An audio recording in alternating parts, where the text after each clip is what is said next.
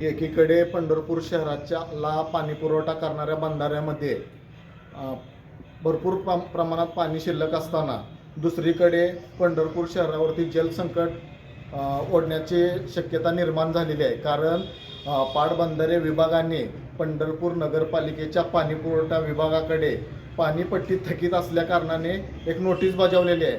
त्या नोटीसमध्ये त्यांनी म्हणजे जर पंढरपूर शहराचा पाणीपुरवठ्याची पाणीपट्टी जर नाही त्वरित भरून घेतली तर पूर्ण पंप हाऊस बंद करण्याचा इशारा पाटबंधारे विभागाने दिलेला असताना आम्ही त्या पाटबंधारे विभागाला एक विनंती केली. या विनंतीची दखल घेऊन त्यांनी 7 दिवसाची मुदत दिलेली आहे.